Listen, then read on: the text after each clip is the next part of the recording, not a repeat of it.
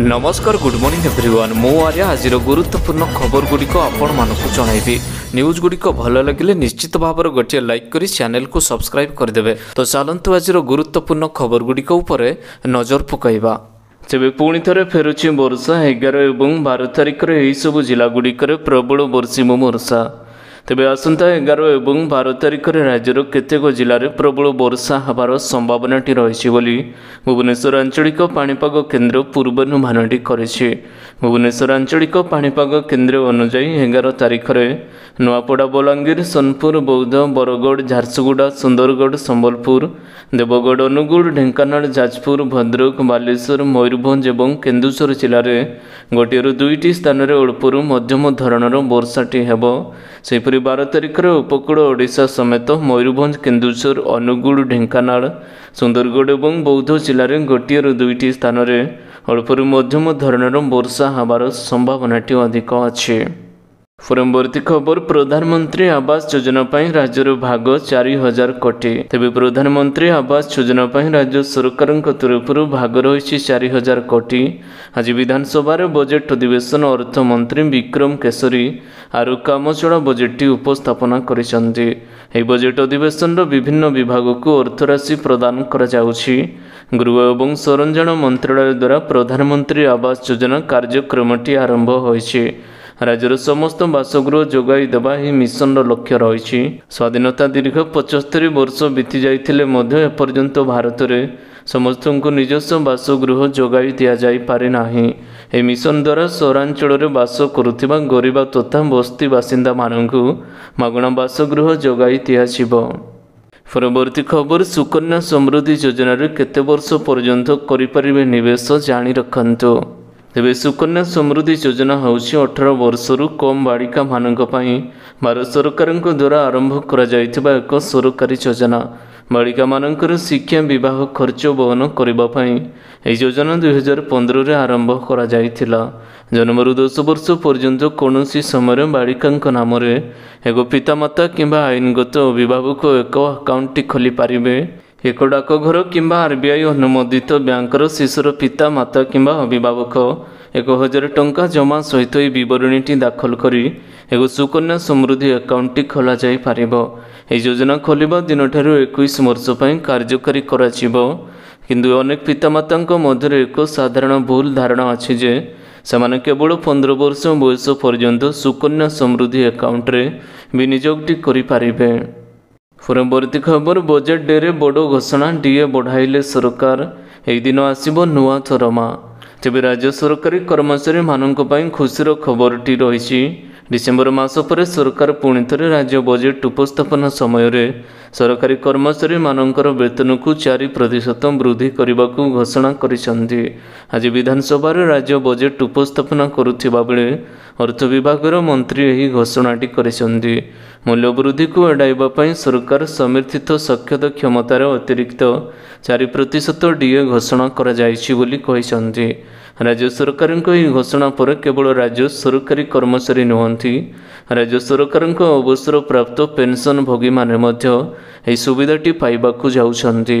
तेबे एहापरे मध्य केंद्र सहित राज्य सरकार कर्मचारी मानक मध्यरे डीए व्यवधान 32% रहितिला।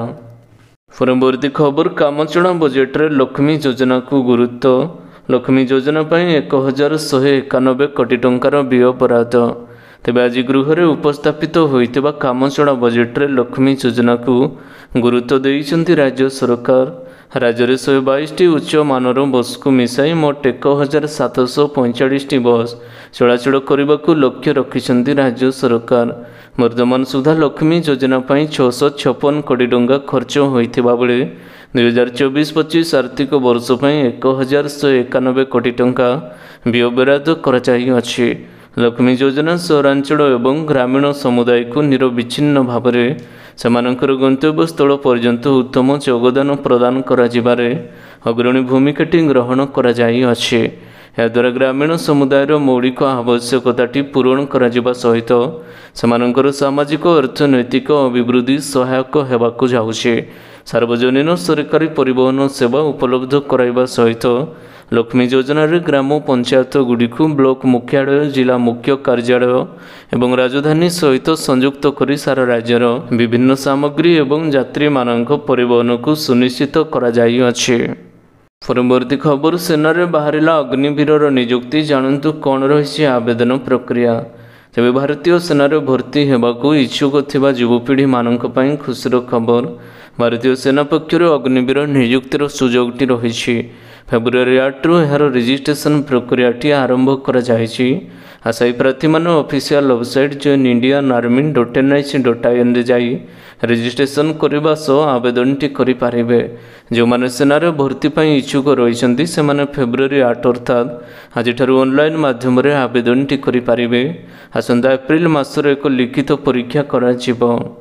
परवर्ती खबर आईडीबीआई बैंक पक्षर 500 पदरे नियुक्ति 2 मासर इंटर्नशिप पर मिलिबो 53,000 मासिक दरमा। तेबे बैंकिंग क्षेत्र में कार्य करुथिबा इच्छुक थिबा समस्त आशायी मानक पई आसीछि एक बड़ सुजोग। Industrial development bank of India IDBI पक्षर 500 पद पूरण पई नोटिफिकेशनटी जारी करा जायछि। प्रार्थी को जूनियर असिस्टेंट मैनेजर ग्रेड एवं पदरे नियुक्ति दियाजिबो। सबुठारु बड़ कथा होछि एही पदरे प्रार्थी माने मात्र 2 मासर इंटर्नशिप करिबा परे मासिक 53,000 वेतनटी पाई पारिबे। एही पद पई आसंता 12 तारिख रु ऑनलाइन आवेदनटी आरंभ होई 26 तारिख रे समाप्त हेबाकू जाउछि। पेमेंट दाखल अंतिम तारिख 26 तारिख रहिछि। परवर्ती खबर केंद्र सरकार पक्षर भारत राइस ब्रांड चाउल बिक्री आरंभ। जानतु केजी पिछा केते रखा जायछि मूल्य। तेबे केंद्र खाउटी व्यापार खाद्य साधारण बंटन बयन वाणिज्य एवं शिल्प मंत्री श्री पीयूष गोयल भारत ब्रांड चाउल बिक्री शुभारंभ करिसंती। नूआदिल्ली ठारे आयोजित एक कार्यक्रम 100 मोबाइल भ्यान रे यह सरकारी चाउलटी बिक्री करिवार शुभारंभ करा जायछि।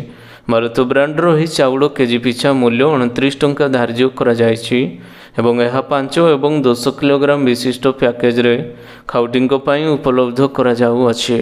एही अवसर में मंत्री श्री गोयल कहते प्रधानमंत्री श्री नरेंद्र मोदी देशर जनता विशेषकर सबु वर्गर खाउटी मानकर आवश्यकता प्रति अत्यंत संवेदनशील अछंती। तांकर सतर्क दृष्टि बजार दर उपर रही एवं सबु अति आवश्यक सामग्रीर मूल्य को नियंत्रण रखिबाकू सरकार सबुमंते उद्यम मध्य करुछंती। परवर्ती खबर विशेषज्ञ बड़ सूचना बढ़ुची गरम एही जिल्लार हेबो प्रबल खरा। तेबे फेब्रुआरी मासरू आरंभ हेलाणी गरम। भुवनेश्वर तापमात्रा स्वाभाविक ठारू अधिक रही। उपकूल रे रातिर तापमात्रा जेतिकी रहिबा कथा ताठारू 2 रु 5 डिग्री अधिक रही। आभ्यंतरण ओडिशा रे रातिर तापमात्रा स्वाभाविक ठारू 3 रु 7 डिग्री जाए अधिक रही। बदलिला पाणीपाग आसुची वर्षा। माघ मासरे बढ़िलाणी ताती। फेब्रुआरी रु अनुभूति हेलाणी गरम। राज्यर अधारू अधिक सहर तापमात्रा एवं 30 डिग्री उपर रही। पाणीपाग विभाग कही आसंता 10 तारिख रु बदली जीव पाग।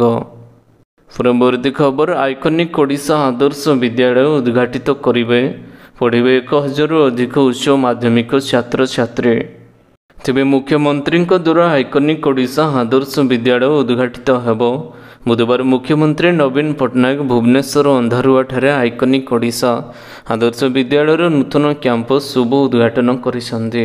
या माध्यम छात्र छात्री माने विश्वस्तरीय प्रतियोगिता पाई निजको प्रस्तुत करी एक उज्जवल भविष्य गठन करिपारिबे बोली मुख्यमंत्री आशा व्यक्त करिसंते। सूचनायोग्य जे 2021 सेप्टेम्बर 5 तारिख गुरु दिवस अवसर में मुख्यमंत्री यार भित्ति स्थापन करिसंती। उद्घाटित होइतिबा 25 एकर परिमित नूतन कैंपस रे सीबीएसई 10म श्रेणी बोर्ड परीक्षा उत्कर्ष हासिल करिबा 1000 मेधावी छात्र छात्री पढ़ाई एकाडेमिक ब्लॉक प्रत्येक 544 क्षमता विशिष्ट 2टी छात्रावास एवं छात्री निवास सेंट्रल किचेन एवं डाइनिंग व्यवस्था स्टाफ क्वार्टर्स डॉर्मिनेटरी एवं पार्किंग बगीचा इत्यादि व्यवस्था करा जाई अछि। परवर्ती खबर मेट्रो ट्रेन प्रकल्प को 1000 कोटी।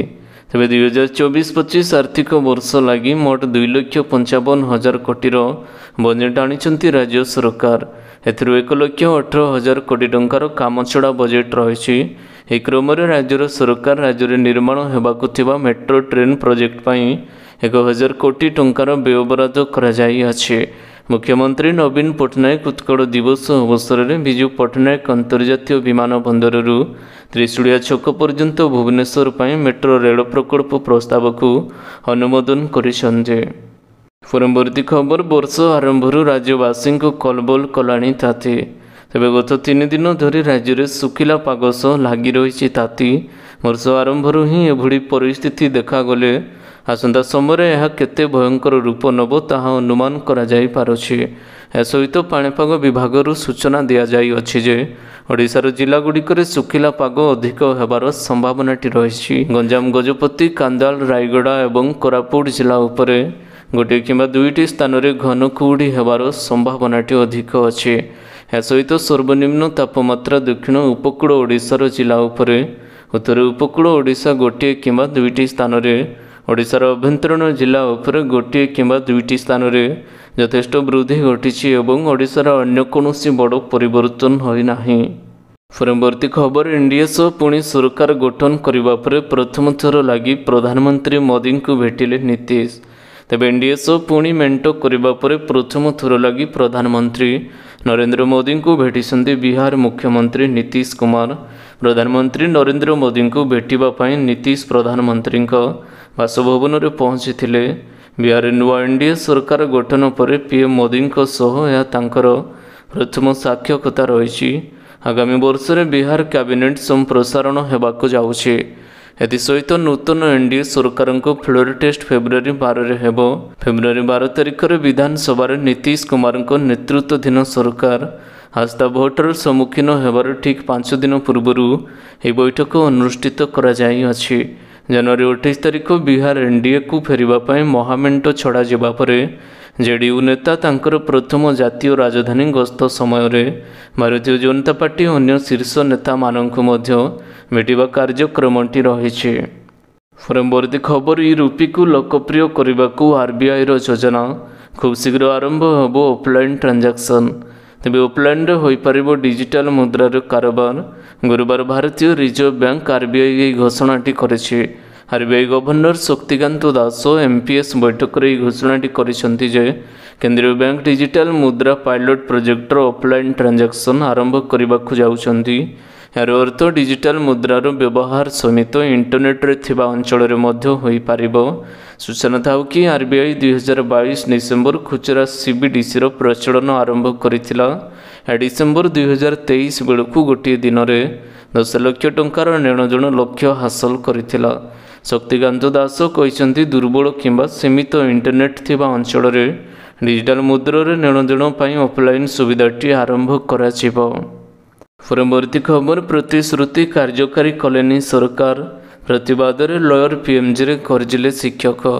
ତେବେ ସରକାର ଦେଇଥିବା ପ୍ରତିଶ୍ରୁତି କାର୍ଯ୍ୟକାରୀ ହେଲା ନାହିଁ। ପ୍ରତିଶ୍ରୁତି ପୂରଣ ନ ହେବା ପରେ ପ୍ରତିବାଦରେ ଓଷ୍ଟା ଶିକ୍ଷକମାନେ ପୁଣି ରାଜରାସ୍ତାକୁ ଓହ୍ଲାଇଅଛନ୍ତି। ପୂର୍ବ ଯୋଜନା ଅନୁସାରେ ହଜାର ହଜାର ଶିକ୍ଷକ ଏକତ୍ର ହୋଇ ରାଜଧାନୀ ଲୟର ପିଏମ୍ଜିରେ ବିଶାଳ ସମାବେଶ କରିଛନ୍ତି। ଏଥିସହିତ ସେମାନେ ସରକାରଙ୍କୁ ସେମାନଙ୍କର ଦାବି ସମ୍ପର୍କରେ ଜଣାଇଅଛନ୍ତି।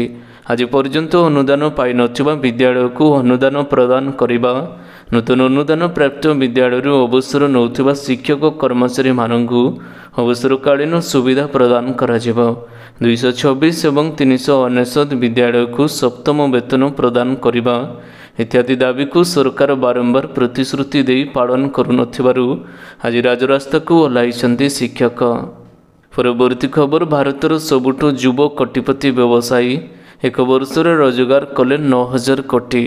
ତେବେ ଭାରତରେ ଶହ ଶହ କୋଟିପତି ଲୋକ ଅବସ୍ଥାପନ କରନ୍ତି, ଯେଉଁଠାରେ ମୁକେଶ ଅମ୍ବାନୀ, ଗୌତମ ଆଦାନୀ ପରି ବିଶ୍ୱର ଧନୀ ବ୍ୟକ୍ତିମାନେ ମଧ୍ୟ ଅଛନ୍ତି। ପ୍ରତ୍ୟେକ ବର୍ଷ ଭାରତରେ ଅନେକ କୋଟିପତି ସୃଷ୍ଟି ହେଉଥିବା ବେଳେ ଏହି ଧାରାରେ ସାମିଲ ହେଲେ 27 ବର୍ଷର ଜଣେ ଯୁବକ। ପଲ କପୁର ନାମକ ଏକ ଯୁବକ ଭାରତୀୟ କୋଟିପତି ଇତିହାସରେ ସବୁଠୁ ଯୁବ କୋଟିପତି ଭାବରେ ତାଙ୍କର ନାମ ଲିପିବଦ୍ଧ ହୋଇଛି। ତାଙ୍କର ଏହି ସଫଳତା ନିଜର ଷ୍ଟାର୍ଟଅପ୍ ଜାଇବର 365ର ମେଟେରିକ୍ କାରବାର ବୃଦ୍ଧି ହେତୁ ହୋଇଥିଲା। ମେ 2023ରେ ପ୍ରତିଷ୍ଠା ହୋଇଥିବା ଜାଇବର 365 ହେଉଛି ଏକ ୱେବ୍3 ଏବଂ ଏଆଇ ଆଧାରିତ ଓଏସ୍ ଷ୍ଟାର୍ଟଅପ୍। जहाँ केवल खुचरा क्षेत्र को बाधा देना बरम यूनिकॉर्न साइट्स मात्र 3 मास मध्य हासिल करेছে। जाइबर 365 मूल्य वर्तमान $1 बिलियन अधिक तथा एक यूनिक भाव में जनाशुना। परवर्ती खबर रेपो रेट पुणी अपरिवर्तित रखिला रिजर्व बैंक। तेज भारतीय रिजर्व बैंक रेपो रेट पूर्वपरी अपरिवर्तित रखी। फेब्रुआरी 8 रे भारतीय रिजर्व बैंकर मुद्रा नीति कमिटी रेपो हार उपर निष्पत्ति नहीं। गुरुवार पूर्वाह्न 10टार आरबीआई गवर्नर शक्तिकांत दास एमएसपीर निष्पत्ति घोषणाटी करेছে। फेब्रुआरी 2024 पर्यंत क्रमागत षष्ठ थर पर आरबीआई एमपीएस रेपो हार को अपरिवर्तित कर 6.5% रखे। बेंचमार्क सुधर हार गत फेब्रुआरी 2023 रे वृद्धि कर जितेबले यह 6.25% रु वर्तमान 6.5% को वृद्धि कर पूर्व मे 2022 रु फेब्रुआरी 2023 पर्यंत रेपो हार को 250 आधार पॉइंट को वृद्धि कर। परवर्ती खबर 3 दिनिया ओटीवी एक्सपो। तेज ओडिशा सरकार पर्यटन विभाग एवं federation of India chambers of commerce and industry मिलित सहयोग एक 3 दिनिया प्रदर्शनी तथा पंचम ओडिशा ट्राभेल बजार 2024 पुरी को कोणार्क इको रेट्रीट ठारे उद्घाटित होईछि। एही परिप्रेक्षी ओडिशा पर्यटन विकास निगमर अध्यक्ष डॉक्टर लेलिन महांती समर्थित अतिथि भाव में जोगदे यार उद्घाटनटी करथिले। अन्य माने मध्य पर्यटन विभाग निर्देशक सचिन रामचंद्र यादव समेत उभय पर्यटन विभाग एवं फिकिरी बहु वरिष्ठ अधिकारी अन्य माने उपस्थित रहिथिले। परवर्ती खबर विधानसभा आगत है 2024-25 आर्थिक वर्षर अंतरीण बजेट। तेज विधानसभा आगत होइछि 2024-25 आर्थिक वर्षर अंतरीण बजेट। अर्थमंत्री विक्रम केसरी आरुख यह उपस्थापना करिसेंती। 2024-25 आर्थिक वर्ष पर 2,55,000 कोटी बजेट आगत करिसेंती अर्थमंत्री विक्रम केसरी आरुख। निर्वाचन पर कामचड़ा बजेट परिमाण होउछि 1,18,000 कोटी टंका। बजेटर अभिवृद्धि हार 7.25% रहिथिबा दर्शा जाइथिबा बेले आसंता वर्ष यह 8.5% हेबो बोली आकलन करा जाई अछि। परवर्ती खबर भुवनेश्वर सामान्य कमिला पेट्रोल दर। घर बाहर पूर्व जांच करंतु आजिर मूल्य। तेबे तैल कंपानी गुड़िक जारी करिथिबा पेट्रोल और डीजेल मूल्य रे परिवर्तन आसीछि। भुवनेश्वर आज पेट्रोल दर 103 टंका 11 पैसा रहिथिबा बेले डीजेल दाम प्रति लिटर पिछा 94 टंका 68 पैसा रही। सेपरी देशर प्रमुख सहर में भी पेट्रोल और डीजेल दर अपरिवर्तित रही। दिल्ली में पेट्रोल लिटर पिछा 96 टंका 72 पैसा और डीजेल दर 99 टंका 62 पैसा रही। मुंबई में पेट्रोल लिटर पिछा 106 टंका 31 पैसा होइथिबा बेले डीजेल लिटर पिछा 94 टंका 27 पैसा रही। सेपरी कोलकाता पेट्रोल दर 106 टंका 3 पैसा थिबा बेले डीजेल दर 92 टंका 76 पैसा रही। तेबे आशा करुचे आज गुरुत्वपूर्ण खबर गुड़िक आपण मानकु निश्चित भाव में भल लगी। जदि भल लगी था वीडियो को गोटे लाइक करंतु एवं चैनल को सब्सक्राइब करने बिल्कुल भी भूलु नहीं। आपण को भल पाइबा स्वरूप वीडियो को शेयर करदे। पुणी देखा हम लेटेस्ट अपडेट्रे से पर्यंत विदाय नौसी।